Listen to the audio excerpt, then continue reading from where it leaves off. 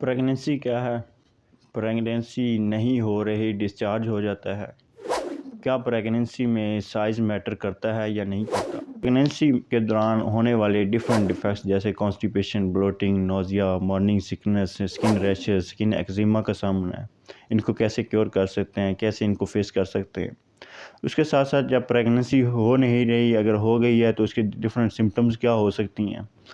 Pregnancy के दौरान sex कर सकते हैं, नहीं कर सकते? और आखिर में बात होगी कि आप प्रेगनेंसी के दौरान क्या क्या डाइट ले सकती हैं। तो इंतहाई दिलचस्प वीडियो आपके ज़हनों में सवालात चल रहे होते हैं प्रेगनेंसी के दौरान, प्रेगनेंसी से पहले, प्रेगनेंसी के बाद में, तो उन पे बात होगी। तो वीडियो को देखना है अपने आखिर तक। और अगर आप नए हैं और चैनल को सब्सक्राइब नहीं किया तो सब्सक्राइब कीजिए और बेल आइकन को प्रेस करना मत भूलें, ताकि इस तरह के हर लेटेस्ट और इन्फॉर्मेटिव वीडियो आप तक पहुँचती रहे। कुछ लोग सेक्स को प्रेगनेंसी अगर नहीं हो रही तो वो समझते हैं कि हम सेक्स जो है वीक में एक बार करेंगे तो शायद प्रेगनेंसी होगी। कुछ लोगों का ये कहना होता है डेली बेसिस पे सेक्स करेंगे, इंटरकोर्स करेंगे तो इससे प्रेगनेंसी होगी। अब इनमें दो डिफरेंट स्कूल ऑफ थॉट बन रहे हैं, तो इनमें सही कौन सा है और इनमें गलत कौन सा, बात कर लेते हैं इस पे। फ्रीक्वेंट सेक्स जो है ये बड़ा मैटर करता है इसके ऊपर, प्रेगनेंसी के ऊपर। अमूमन जो है वो लोग जो कि सोचते हैं कि हम जो वीक में एक बार सेक्स करेंगे, 15 दिन में एक बार करेंगे, फिर उनको जो ओव्यूलेशन पीरियड के एतबार से अगर देखा जाए तो फिर वो सोचते हैं कि हम 14 दिन बाद सेक्स करेंगे, जिससे क्या होगा, प्रेगनेंसी हो पाएगी। तो बेसिकली जो इसमें मैटर ये करता है कि अगर आप फ्रीक्वेंट सेक्स करते हैं, डेली बेस पे सेक्स करते हैं, तो प्रेगनेंसी के चांसेस ज़्यादा होते हैं बजाय इसके कि अगर आप 15 दिन में एक बार कर रहे हैं, हफ्ते में एक बार कर रहे हैं। तो फ्रीक्वेंट सेक्स जो है इस पे बड़ा मैटर करता है। अब अगर प्रेगनेंसी नहीं हो रही तो कुछ लोग समझते हैं शायद इस पे जो है साइज़ मैटर करता है। तो साइज़ बिल्कुल भी इसमें मैटर नहीं करता। हाँ, somehow you can say that this is about 10% कि इस पे डीप पेनिट्रेशन जो है, डीप पेनिट्रेशन वो मैटर करती है, लेकिन वो भी 100% नहीं। डिफरेंट रिसर्च बताती हैं, डिफरेंट एक्सपीरियंसेस बताते हैं कि वो भी आपको 10% तक बताती है डीप पेनिट्रेशन, कि वो उससे प्रेगनेंसी के चांस बढ़ जाते हैं। लेकिन साइज़ फिर भी वो मैटर नहीं करता, कि लोगों की मिथ पाई जाती है कि साइज़ जो है, पीनस साइज़ बड़ा होगा तो उससे क्या होगा कि वो प्रेगनेंसी के चांसेस ज़्यादा होंगे।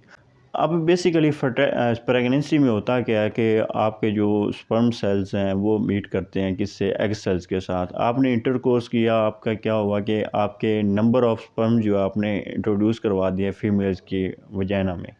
अब ये हुआ कि वहाँ पे जो आपके एग्स तैयार पड़े हैं, उधर से अगर एक एग्स आता है तो इसमें क्या मैटर करती है, आपके मिलियंस ऑफ स्पर्म्स होते हैं जो आपकी उसकी रेस होती है। रेस क्या है, उनमें एक स्पर्म जो विनर होता है उसी ने जीतना होता है, और उसी के नतीजे में एक नया बच्चा पैदा होता है, नौ मौलूद बच्चा जन्म लेता है।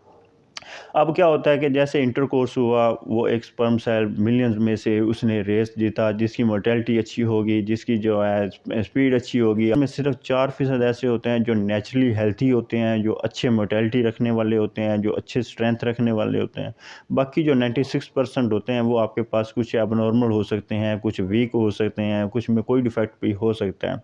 अब उनके नतीजे में क्या होता है कि बेसिकली ये जो 4% हैं, इनमें से जाना है एक स्पर्म सेल ने, अगर दो जाते हैं तो फिर ट्विंस के चांसेस बढ़ जाते हैं। लेकिन एक स्पर्म सेल अगर गया, उसने वो उससे हाईजैक किया उसके ऊपर, एग सेल के ऊपर, उसके ऊपर जो एक लेयर बनी होती है, प्रोटीन का शेल जो बना होता है एग सेल के ऊपर, उसके ऊपर हाईजैक करना है, यूँ कहना कि एक चोट देनी है, और उस चोट के अंदर उसको ने इंट्रोड्यूस होना है, पेनिट्रेट करना है, जिससे कि नतीजे में क्या होती है कि फर्टिलाइजेशन हो जाती है, आपकी प्रेगनेंसी कामयाब हो जाती है।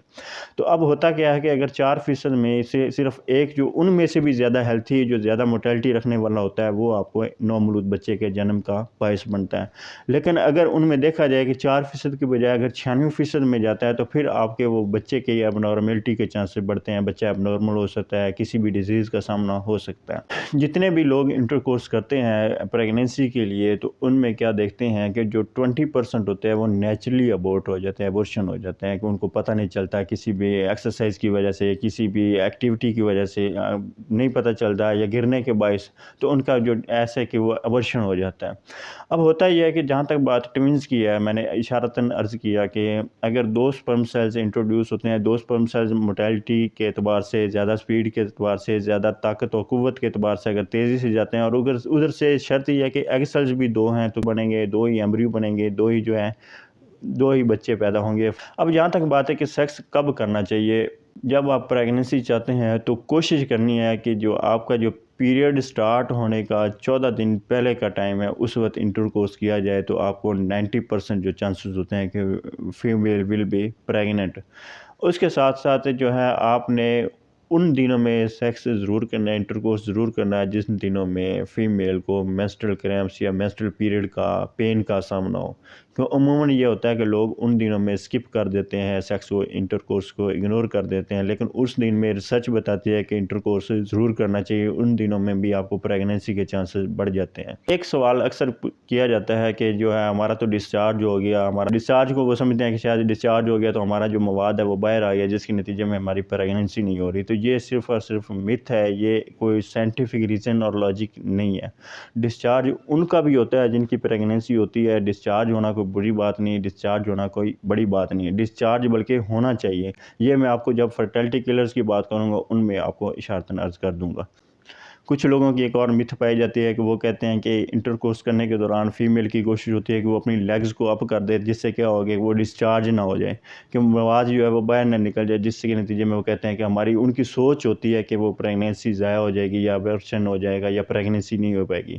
اکشے کمار اور کرینہ کپور کی ایک مووی تھی جس کا نام تھا گڈ نیوز۔ اب اس میں وہ کرینہ کپور کیا کرتی ہے کہ وہ پریگننسی کے لیے اپنی ٹانگوں کو اوپر اٹھاتی ہے اس لیے کہ پریگننسی ہو پائے، لیکن ایسا بالکل بھی نہیں ہے، یہ بھی ایک متھ ہے۔ ڈسچارج سب کا ہوتا ہے، لہٰذا پریشان نہیں ہونا کہ یہ ایک میگنیٹک افیکٹ ہوتا ہے۔ آپ یوں کہہ سکتے ہیں کہ سپرم کی موٹیلٹی ہے، آپ ٹانگیں اوپر کرنا یا نیچے کرنا اس سے یہ میٹر نہیں کرتا۔ سپرم سیلز نے اپنی موٹیلٹی کے ساتھ جانا ہے، یوٹرس کا جو میوکس ہوگا اس نے کھینچنا ہے، اس کا ایک میگنیٹک افیکٹ ہونا ہے، اس نے سپرم سیلز کو اپنے اندر کی طرف کھینچنا ہے، جس کے نتیجے میں کیا ہوگی، فرٹیلائزیشن ہوگی، جس کے نتیجے میں کیا ہوگی، پریگننسی جو ہے وہ سکسیس میں ہوگی۔ اب سائز کی جہاں تک بات ہے، جہاں سائز کی ہم نے بات کی کہ سائز بالکل بھی نہیں میٹر کرتا ہے، اس میں ڈیپ پینیٹریشن میٹر کرتی ہے، وہ بھی اپروکسیمیٹلی 10% تک۔ اب ایج جو ہے فرٹیلٹی پہ بڑا اثر رکھتی ہے۔ اگر میلز کو دیکھا جائے تو 18 سے لے کر 25 سال تک، 25 سے لے کر 30 سال تک ان کے سپرم سیلز جو ہیں وہ ہائی انٹینسٹی والے، ہائی پاور والے ہوتے ہیں، ان میں زیادہ جو ہے ابیلٹی ہوتی ہے، کیپیبلٹی ہوتی ہے پریگننسی کرنے کے لیے۔ لیکن جیسے جیسے عمر بڑھتی جاتی ہے، ڈائٹ اچھی ہوگی، لائف سٹائل اچھا ہوگا تو کچھ فرق آئے گا، لیکن اگر ڈائٹ اچھی نہیں ہے، لائف سٹائل اچھا نہیں ہے تو کیا ہوگا کہ سپرم سیلز ویک ہوتے جائیں گے، 50 سال سے اوپر چلے جاتے ہیں، 60 سال سے اوپر چلے جاتے ہیں، سم ہو ریئر کیسز میں بچہ پیدا ہو تو جاتا ہے، لیکن وہ دیکھا جاتا ہے کہ اگر لائف سٹائل اچھا نہیں ہے میلز کا، فیمیلز کا، اگر ڈائٹ اچھی نہیں ہے تو وہ بچہ بالکل ویک سا پیدا ہوگا، دیکھنے والے کہیں گے کہ اس کو سوکڑے کا مرض ہے جیسے، تو بچہ یا تو پیدا نہیں ہوگا یا جو ہے ویک پیدا ہوگا، ایب نارمل پیدا ہوگا۔ ایب نارملٹی کے چانسز جو ہیں وہ بڑھتے جاتے ہیں with the passage of time, with the age. تو فیمیلز میں دیکھا گیا 20 سے لے کر 30 سال تک دیکھا گیا فیمیلز میں کہ ان کے جو فرٹیلٹی کے چانسز زیادہ ہوتے ہیں، ان کے پریگننسی کے چانسز زیادہ ہوتے ہیں، اس وقت میں ان کا جو ہے اوویلیشن پیریڈ اچھا ہوتا ہے، اس وقت ان کے جو ہے ایگز جو ہیں وہ اچھی کوالٹی میں ہوتے ہیں۔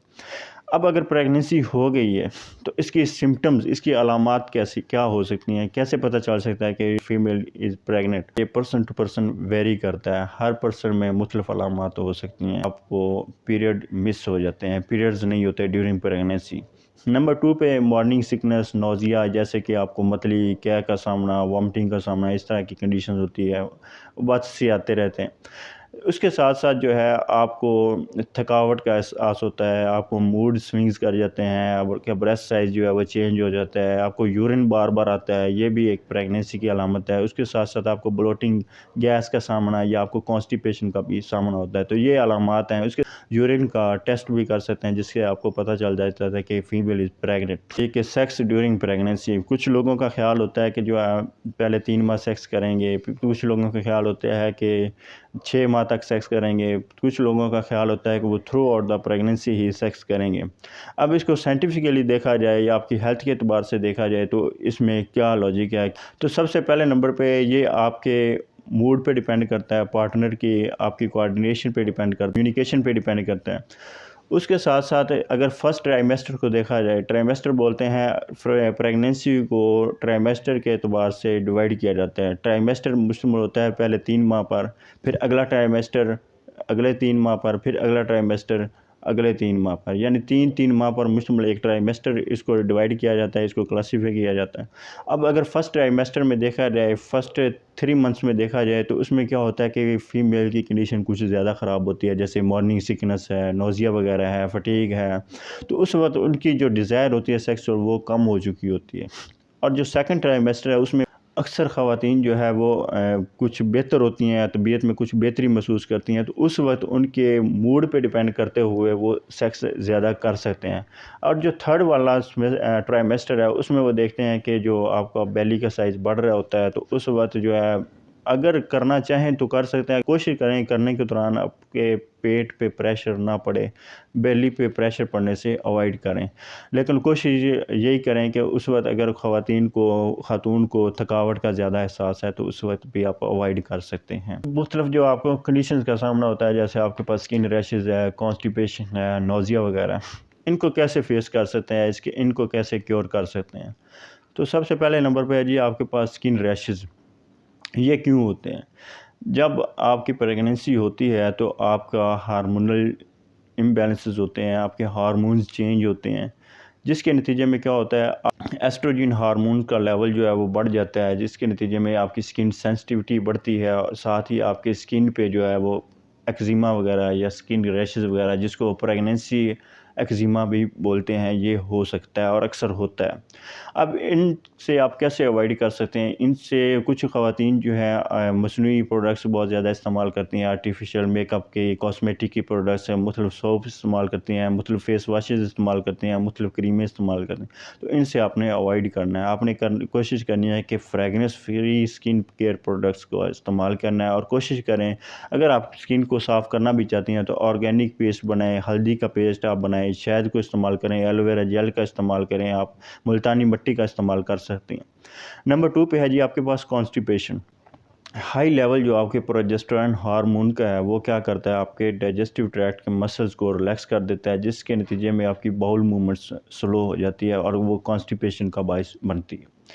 اس کے ساتھ ساتھ کچھ پریگننٹ خواتین میں دیکھا جاتا ہے کہ وہ مختلف وائٹامنز لیتی ہیں، مختلف ملٹی وائٹامنز لے رہی ہیں مصنوعی طور پہ، اکارڈنگ ٹو وہ گینی ڈاکٹر کی ہدایت پہ، یا اس کے علاوہ اپنے طور پہ بھی لے رہی ہوتی ہیں۔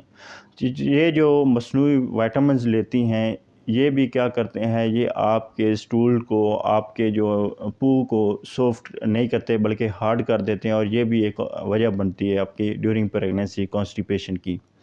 نمبر 3 پہ کیا ہوتا ہے کہ آپ کی جو یوٹرس ہے وہ ایکسپینڈ ہوتی ہے، اور جس کے نتیجے میں آپ کی انٹسٹائنز جو ہیں وہ کمپریس ہو جاتی ہیں، تو یہ بھی باعث بنتا ہے کانسٹیپیشن کی۔ اب اس کو آپ کیسے کیور کر سکتے ہیں؟ آپ نے فائبر رچ فوڈز لینی ہے، آپ سیلڈ کو پریفر کریں گے، آپ انجیر کو، بھیگی ہوئی انجیر کو پریفر کریں گے، دودھ میں بوائل کر کے لیں گے، جس کے نتیجے میں کیا ہوگا، آپ کی کانسٹیپیشن کم ہوگی۔ اس کے ساتھ ساتھ آپ گلقند وغیرہ کا دودھ میں استعمال کر سکتے ہیں، آپ جو ہے واٹر زیادہ پئیں گے، پانی زیادہ پئیں گے، گرینز، لینٹلز، لیگیومز اور لیفی گرین ویجیٹیبلز کو پریفر کریں گے، کیونکہ یہ فائبر رچ ہوتی ہیں اور اس سے آپ کی کانسٹیپیشن کا مسئلہ بھی ختم ہوتا ہے۔ نمبر 3 پہ ہے جی آپ کے پاس نوزیا، مارننگ سکنس، متلی، ابات، کیا ہے، وامٹنگ کی کنڈیشنز ہیں، تو یہ بھی آپ کا جو ایک ہارمون ہے، ہیومن کرونک گونیڈوٹروفن ہارمون ہے، جس کو HCG بولتے ہیں، اور ایسٹروجن، یہ دونوں کیا کرتے ہیں، یہ آپ کی سٹمک لائننگ کو اریٹیٹ کرتے ہیں، جس کے نتیجے میں کیا ہوتا ہے، آپ کی نوزیا وغیرہ یا مارننگ سکنس ہوتی ہے۔ تو اس کے لیے آپ نے کوشش کرنی ہے کہ آپ نے تھوڑی مقدار میں کھانا ہے، جب بھی کھانا ہے، اور پانی زیادہ پئیں، تو یہ بھی آپ کو ایک تو ہائیڈریٹڈ رکھے گی، نوزیا مارننگ سکنس سے کیور کرے گی۔ اب وہ چیزیں جو آپ کی فرٹیلٹی کو کلز کرتی ہیں، جس سے آپ کی جو پریگننسی یا تو ہو نہیں پا رہی ہوتی یا ابورشن ہو جاتا ہے، تو ان چیزوں سے آپ نے اوائڈ کرنا ہے، جن کو بولا جاتا ہے فرٹیلٹی کلرز۔ اب اس میں سب سے پہلے نمبر پہ یہ کہ آپ کا جو مصنوعی کچھ لوگ لوبریکینٹس استعمال کرتے ہیں، تو ان سے آپ نے اوائڈ کرنا ہے۔ اس کا ایک بہتر طریقہ یہ ہے کہ آپ انٹرکورس کرنے سے پہلے جو ہے فور پلے کریں گے، جتنا اچھا فور پلے ہوگا آپ کا اتنا اچھا نیچرلی لوبریکیٹ ہو جائیں گے۔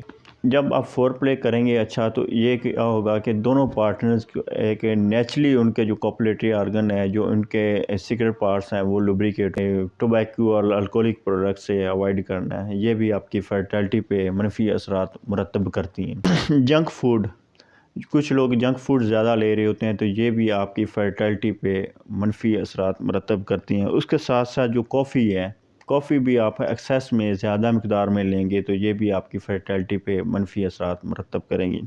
اگر کوئی میل یا فیمیل اوور ویٹ ہے، اور خاص طور پر فیمیل کوئی اوور ویٹ ہے، تو یہ بھی فرٹیلٹی پہ ایک بڑا اور مائنس امپیکٹ ہوتا ہے کہ کوشش کریں کہ اپنے لائف سٹائل کو اچھا کریں۔ اوور ویٹ ہیں تو اپنے ویٹ کو لوز کرنے کے لیے کوشش کریں تاکہ آپ کی جو فرٹیلٹی، تاکہ آپ کی جو پریگننسی ہے وہ آسانی سے ہو سکے۔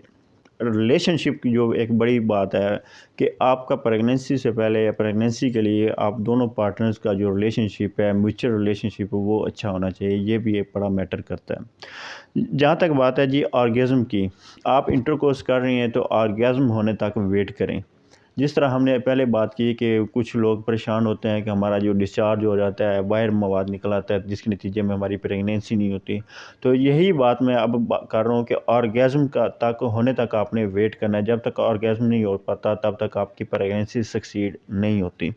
تو یہ ساری باتیں ہیں۔ اگر پھر بھی پریگننسی نہیں ہو رہی تو کوشش کریں کہ اپنے گائنی ڈاکٹر سے ضرور رجوع کریں۔